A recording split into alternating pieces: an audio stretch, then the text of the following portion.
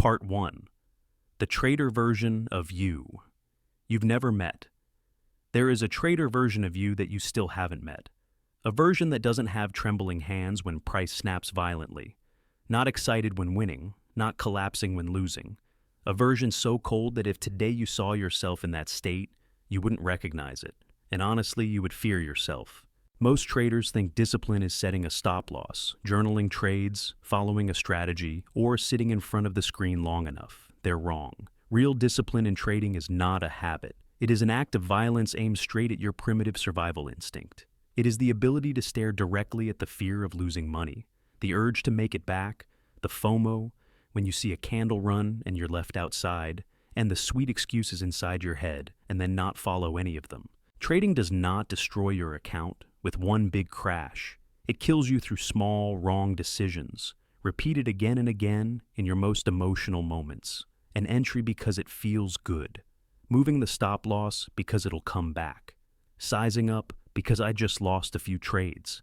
None of that feels like suicide, but added together, they kill you very slowly. You don't lose because you're stupid. You lose because you cannot endure discomfort for a few minutes. And that is the truth very few traders dare to look straight at. You're here not because you lack knowledge. If knowledge were enough to win, then the traders who read the most books would be the richest. You're here because you're tired, not tired because of the market, but tired because of yourself. Tired because every loss becomes a moment of doubting yourself. Tired because every win becomes a moment of excessive excitement. Tired because you always promise that next time will be different. But when the chart really starts moving, you become the same old person again. You're stuck in a familiar loop. Expectation, excitement, losing control, losses, self-blame, promises, and then repeat. And the most painful thing is, you know it, but you still can't get out. The problem is not the strategy. The problem is the psychological identity you bring into every trade. You are trading like a person who needs to prove something, needs to make it back, needs to be right, needs the market to recognize you, and the market doesn't care. The market does not reward effort, does not reward emotion, does not reward intelligence. It only rewards emotionless compliance. Long-term survivors are not the best traders. They are the traders who stop negotiating with themselves. The moment you start arguing in your head, maybe I'll add a little more, maybe I'll move the stop up, maybe I'll skip this trade so I don't feel uncomfortable, that moment, power has already left your hands. A weak trader is not a trader who loses. A weak trader is a trader who reacts to price, reacts to emotions, reacts to win-loss streaks. A strong trader is a trader who executes. They don't ask how they feel. They don't ask if they're motivated today. They don't ask if the market looks nice. They ask only one question. Does this match the plan that was written when my mind was clear? If yes, they do it. If no, they stay out. It sounds simple, but to do it, you have to kill a very large part of yourself. The part that loves action. The part that loves adrenaline. The part that loves being right. The part that loves telling others you just caught a beautiful move. Trading is, in reality, a process of stripping away layers of ego, and every layer that gets peeled off hurts. You will feel empty when you don't trade. You will feel useless when you sit out a strong run. You will feel offended when the market moves in the right direction, but you're not in it. If you cannot endure these feelings, you will break discipline. And if you break discipline long enough, you will be eliminated from the game. The market doesn't need to kill you. It only needs to wait for you to kill yourself. The trader version of you you've never met is the one who has accepted that. That person doesn't need to win today, doesn't need to make it back this week, doesn't need to prove anything to anyone. That person focuses on one thing only: emotionless consistency. And that is why very few people become that version. Because to become that trader, you must accept a truth that is very hard to swallow. Trading is not self-improvement, it is self-destruction. You don't build more, you remove reflexes, remove excess emotion, remove the need to be right, remove the ego attached to every trade, until all that remains is a cold executor in front of a system that has been validated. And from there, for the first time in your trading life, you begin to have power. If you're listening up to here and you feel a bit uncomfortable, a bit exposed, a bit touched good, that means you're still awake enough to change. In the next part, we will begin the first stage of a trader's psychological transformation: the discipline of silence and why traders who talk too much always lose in the long run. Part 2. The discipline of silence. Strong traders don't broadcast themselves. Weak traders always have one very dangerous habit. They talk too much. They talk about the setup they're about to take. They brag about the trade they just won. They post charts, post P&L, post their growth journey. They want others to know what they're doing, how they're improving, how they're not like before. And that is exactly what makes them lose. Because when you speak, you're not only sharing information, you are leaking energy. You are releasing pressure before you even execute. You are trading the feeling of being recognized for the truth of results. In trading, recognition is a cheap form of dopamine. It makes you feel like you're on the right track even though you haven't proven anything yet. It creates the illusion of progress. It inflates the ego before the skill has time to grow. And in trading, an inflated ego is death. Why? Because the moment you show off a winning trade, your brain starts attaching your identity to, I'm great at calling tops and bottoms. I read charts insanely well. I enter with precision. From that day onward, you're no longer trading to make money. You're trading to protect an image. And when you trade to protect an image, you won't cut losses on time. You will hold because I can't be wrong. You will size up because I have to prove it. You will revenge trade because I can't lose face. A trader's biggest losses do not come from the market. They come from the need to be right in front of other people. There is a very subtle addiction in the trading community. The addiction to being seen as competent. You see a trader win a few trades. He starts preaching, starts teaching others, starts building an image of discipline, awareness, reading the market like a book. And then the moment a real losing streak hits, he collapses twice as hard as an average person. Because he doesn't just lose money, he loses the mask too. A strong trader understands this very clearly. To survive long-term, you must live in the dark long enough. Not because you're secretive, but because you need space to be wrong without being judged. You need space to practice without image pressure. You need the right to be an apprentice in silence. What is the discipline of silence? It is you stop broadcasting your plan, stop explaining your strategy, stop showing off results, stop debating right or wrong in group chats. You start holding your energy back. Hold your focus for the system. Hold your emotions for the journal. Hold your progress for yourself. Because in trading, what you need is not other people believing you. What you need is you believing your process long enough for it to express its edge. And that belief does not come from words. It comes from hundreds of repetitions in silence. There is one thing most traders refuse to admit. They talk a lot because they are insecure. They need someone to confirm they're not crazy. They need someone to say that setup looks good. They need someone to say, you're right. But the market does not reward people who need confirmation. The market only rewards people who dare to take full responsibility. Here is a crucial transformation point. When you still need others to agree, you don't have sovereignty. You are handing your decision-making power to the crowd. You are trading with a permission-seeking mindset. And every trader who trades with a permission-seeking mindset will be killed by the crowd sooner or later. Because the crowd is good at only one thing, making you doubt yourself exactly when you need to be the most solid. When you're in profit, they say take it. It might reverse. When you're slightly red exactly according to plan, they say cut it. It's breaking. When you stay out because conditions aren't met, they say you missed it. Get in.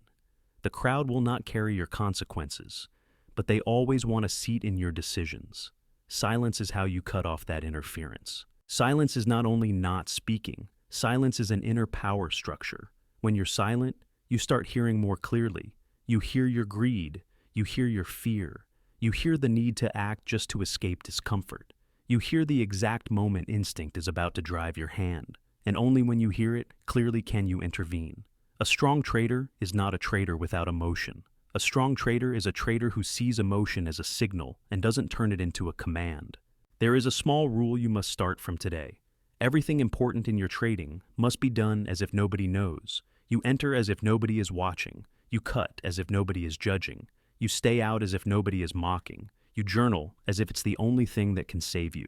And if you are winning, you must be even quieter. Because winning is when the ego wants to speak the most.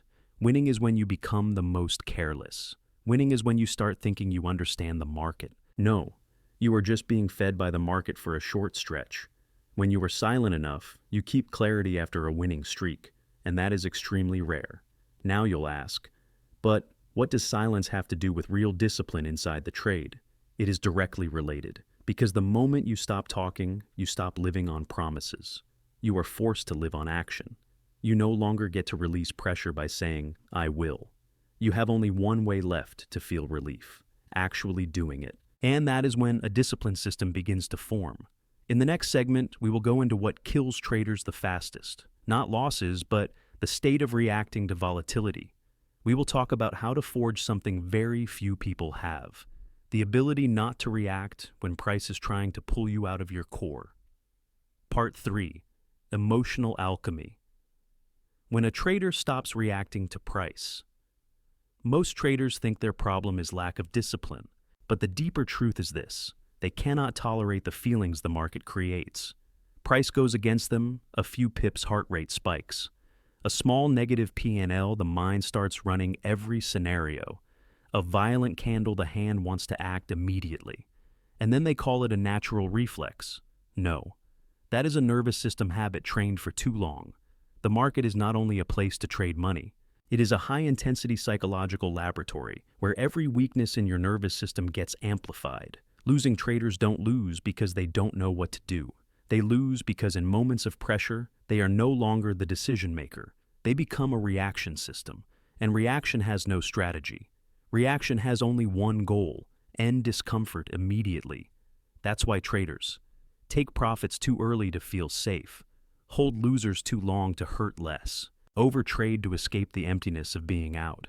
Every wrong decision has the same motive: escaping emotion. When you understand this, you stop blaming yourself for being weak. You start seeing the real problem. You were never trained to endure sensations. No one taught you how to sit still when price is running correctly, but you don't have an entry yet.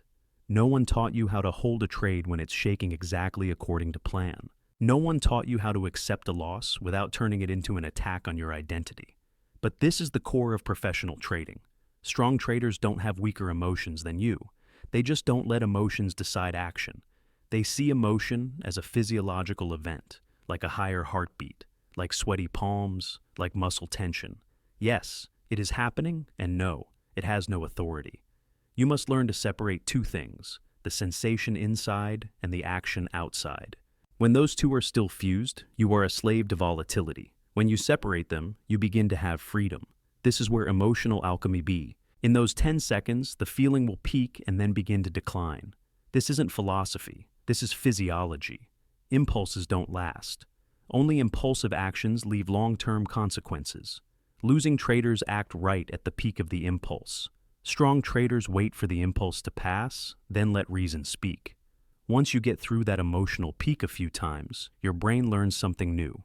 I don't die if I don't react. And that is a massive reprogramming step.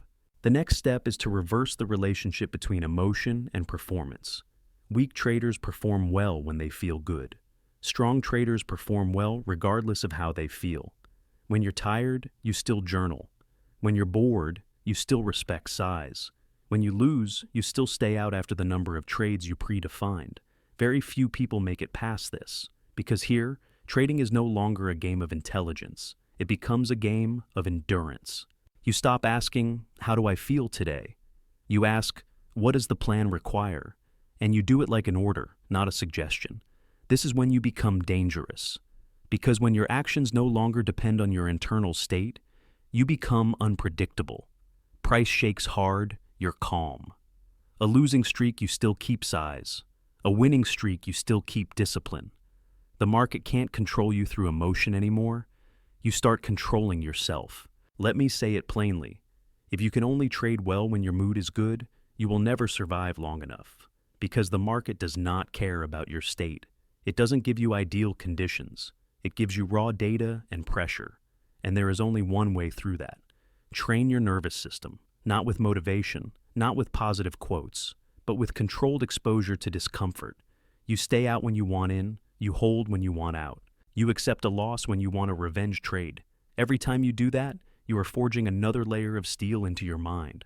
And one day, you'll notice something very strange. Price still moves. Trades still win and lose.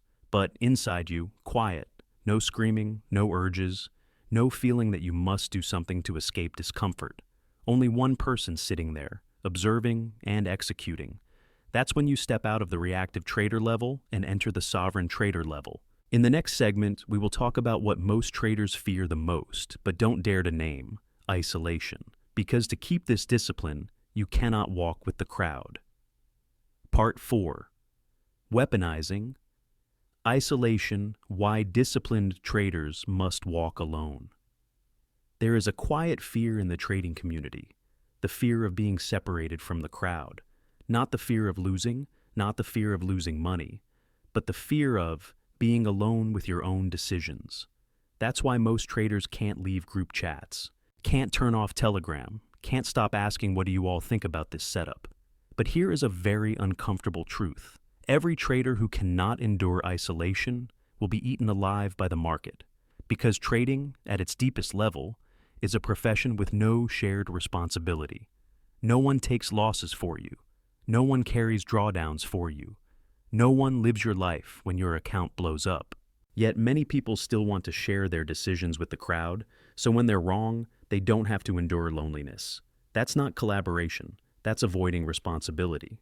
Strong traders learn something very early. If you need others next to you to make decisions, you have no sovereignty. And having no sovereignty in trading means sooner or later you will be pulled away from your own system. Look straight at your circle.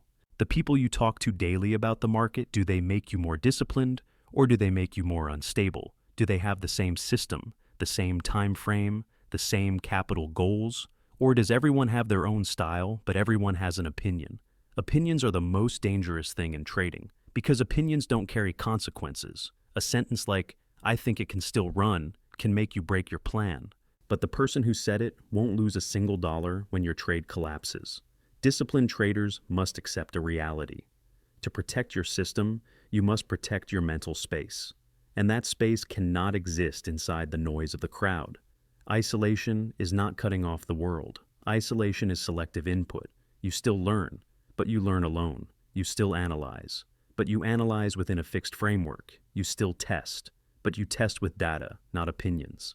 When you start moving in the right direction, you'll notice something strange. People around you start feeling uncomfortable. They say you're too quiet. Lately, you don't talk about trading much. You don't share setups anymore. Not because you're wrong, but because your silence forces them to face their own chaos.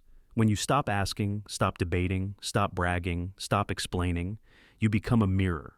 And that mirror is not comfortable, because it reminds them they are trading with emotions, with hope, with attachment to the crowd. This is when you must make a hard choice. Keep the feeling of belonging or keep discipline. You cannot have both. Serious traders will eventually realize discipline cannot live alongside too many loose relationships. Every unnecessary conversation is a piece of energy leaked. Every unnecessary opinion is a noise particle in the decision-making system. That's why the traders who go the farthest all have a very clear withdrawal phase. Less communication, less appearance, less response. Not because they're arrogant, but because they're building an inner structure. That is the phase where you sit longer with your journal than with the group chat. Dialogue with numbers more than with opinions. Face yourself more than hide in noise. And in that phase, you will meet things that are very uncomfortable. Boredom, emptiness, doubt, questions nobody can answer for you. But in this isolation, you begin to build something the crowd doesn't have. Inner consistency. You know why you enter. You know why you stay out. You know why you lose. And you don't need anyone to confirm it. At some point, you will realize a paradox. When you no longer need anyone in trading, you become more trustworthy in other people's eyes. Not because you speak well, but because you don't need to speak. You show up consistently. You don't panic. You don't get swept by waves. You don't overreact. Your presence changes. Disciplined traders have a presence that is hard to describe. Calm, few words, but heavy. Not heavy money, heavy because they don't move. In the next segment, we will talk about what makes disciplined traders look frightening to the market, the ability not to react in crisis, and why cold consistency is the strongest weapon you have. Part 5. Cold consistency. When a trader becomes something that cannot be negotiated, with most traders are not defeated by a crash, they are eroded by inconsistency. Disciplined today. Break the plan tomorrow. A winning streak makes them overconfident. A losing streak makes them panic, cut size, or go all in. They have no stable shape. They morph with every candle, and anything that changes with the environment can be controlled by the environment. Disciplined traders understand the market cannot be controlled, but your reaction can. So they build something very uncomfortable to instinct: cold consistency. Not consistent because emotions are stable, consistent despite emotions. They win, they do one correct thing. They lose, they do that same correct thing. No celebration, no self-punishment, no structural change. This is where 90% of our traders fall out. Because humans can't tolerate flatness. The brain wants climax, wants to feel special, wants a story to tell. But professional trading is a chain of days that are brutally boring. Same hour, same framework, same entry method, same exit method, same size. No today is different, no intuition, no this time is special. This consistency makes others uncomfortable because it gives them nothing to latch onto. They can't predict whether you'll be excited or panicked. They can't use praise to make you careless. They can't use pressure to make you break discipline. You become a dead spot in their emotional matrix. And that's what makes consistent traders frightening. Not because they are good, but because they do not react. There is a strange kind of power in trading, the power of doing nothing. Not entering when conditions aren't met. Not increasing size when you're winning. Not revenge trading when you're losing. Not explaining, not justifying, only executing. The market cannot pull you out of that identity because there is nothing to pull. When other traders look at you, they see something with no cracks, no point to stimulate, no point to provoke, no button to press. That's why cold consistency is always misunderstood as being emotionless. But in truth, it is the highest level of psychological maturity. You no longer need the market to make you feel good. You don't need to win to feel valuable. You don't need to avoid losses to protect your ego. You only need to do the right thing, and do the right thing long enough. Traders like that don't chase feelings. They chase reliability. Reliability in the system, reliability in data, reliability in the ability to repeat correct behavior across thousands of executions. That reliability creates something very rare: quiet confidence. No need to show off, no need to prove, no need to compete. You know who you are in this market, and that is enough. But to reach that state, you must kill something very familiar: the need to react, the need to do something when things aren't going your way. Here is a simple but brutal exercise. Every time you want to break discipline, don't ask, "Will doing this help me?" Ask, "If I do this 100 more times, what will happen to my account?" That question pulls you out of the moment and puts you into probability. Consistent traders live on the probability level. Emotional traders live on the moment level. And these two worlds never meet. When you truly enter the probability level, the win-loss of a single trade loses its power. No more important trade, no more must-win trade. Only a long data series that you execute coldly. That is when you become something that cannot be negotiated with. Not with emotion, not with the crowd, not with your old ego. In the next segment, we will touch the hardest part and the most painful part of this journey: the death of the old trader ego. Because to keep this consistency, a person inside you must disappear. Part 6. The death of the old trader. Ego. When there is no one left to prove anything, this is the segment most traders never reach. Not because they can't read it, but because they can't endure it. Because to walk through this door, something in you must die. Not your account, not your career, but the old trader ego, the version of you that always wants to be right, always wants others to recognize you, always wants "I'm not like the crowd," always wants a story to tell after every trade. That version is loud, exhausting, and expensive. Long-term losing traders don't lose because they're stupid.